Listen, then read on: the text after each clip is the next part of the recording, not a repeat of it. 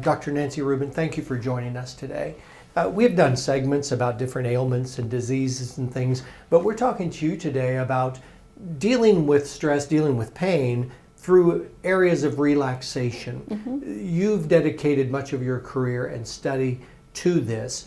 Give us some bullet points, if you will, off the top of the head, relaxation and how it can be therapeutic to people in general. In general, not just pain. Let's start with general, but then focus on pain for me. Yes. Well, life is pretty stressful these days. There's a lot of activity, there's a lot of actual noise, there's a lot of emotional noise, there's a lot of technology, and people get stressed with that. And their body gets revved up, activated, on alert, and we don't have a lot of good ways in our culture these days to calm down. People do use exercise. People can use reading. One of my favorites is actually taking a bath. But we don't have a good structure for it.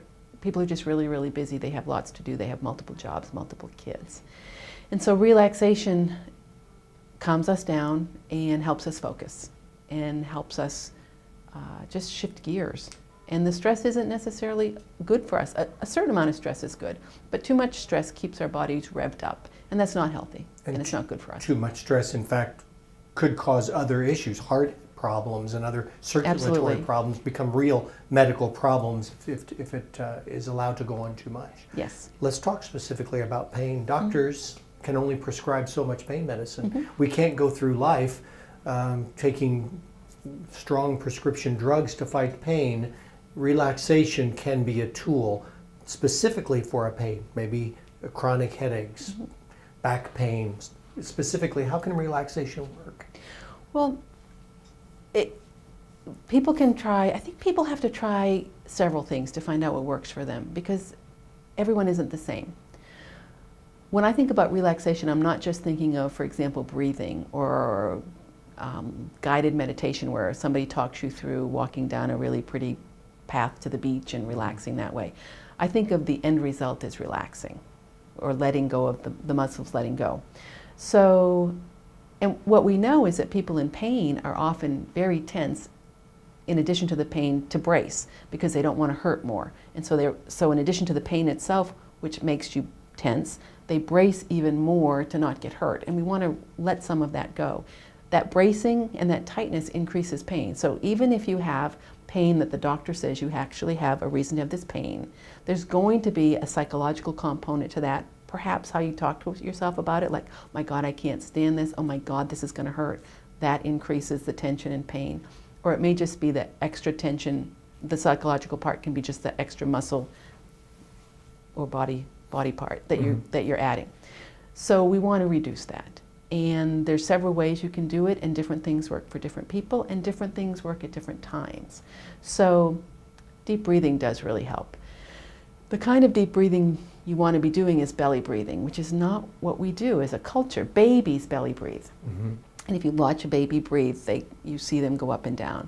We all chest breathe. Now, one way to measure that is to just take a deep breath without thinking about it. And most people will do this. Yep. That is a chest breath, and that is not a relaxation belly breath. It gets you oxygen, but that's about all. This is a belly breath. Totally unattractive, but nonetheless, this is a belly breath. My shoulders didn't move at all. You didn't heave. And where I learned this, and where some people learn this, is if you're learning to sing or play musical instruments when you're a child, not the piano, but the clarinet, the flute, the trombone. You breathe here and voice. So that's the kind of breath we're looking for. When I try and teach that, it's hard for people to do. The easiest way to do it is to actually lay on the floor. Because here, I'm using my muscles to hold myself up. And so it's hard to then relax these. So if you lay on the floor, put one hand here and one hand here, and start breathing. It's not automatic, but if you think about here, when you're on the floor, it's easier to shift. And then you're going to get your belly breathing up and down, and your chest stays. And you focus here and just watch your hands, either really or I guess virtually. You can close your eyes, but you see which hand's moving. And this would have to be practiced to become habitual. Well, you want to do two things with it. Most of us try and use these strategies when we're already stressed, and we haven't learned them yet. Yeah. So yes, you want to practice 5 minutes a day. Ultimately, you really want your breathing to be belly breathing, but that takes a long time to practice that usually. So yes, you want to practice 5 minutes a day when you're not upset, and you can start laying on your bed to learn it or laying on the floor. And then as you get better, you sit up in your chair. And then as you practice over time, when you get stressed, you can then call on it to calm you down. But we also think that the 5 minutes a day is going to bring that down, just in general. Besides breathing, give us another exercise or something else we could try. One of the things I really like for general pain, and learning this is one of the things I actually did many, many years ago, before this stuff was all more what people do. Mm-hmm. You don't have to have somebody talking to you. This stuff is on YouTube, but I really like just learning how to let go. So laying down on the floor, laying down on your bed, and putting on really nice music. Put on the timer for 5 or 10 minutes. Listen to the music.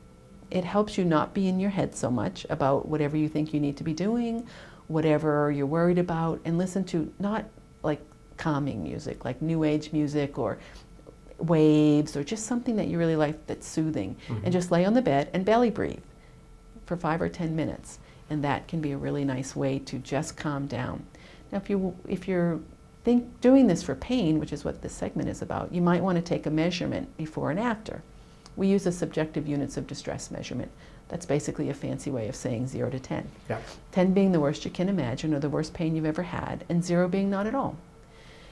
If you measure and then do one of these exercises for a couple of minutes and measure again, if you've gotten a 1-point decrease, you've gotten a decrease. That's a win. It is. It shows you that you actually do have some control, and often people in pain feel out of control. And so then you just do another little bit.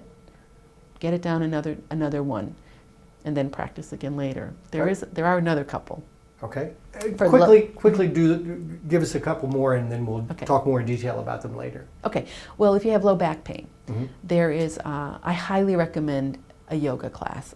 Okay. A basic, gentle, stretching yoga class. But for at home, there's two things I really like. One is you can lay on the floor. I seem to like the floor.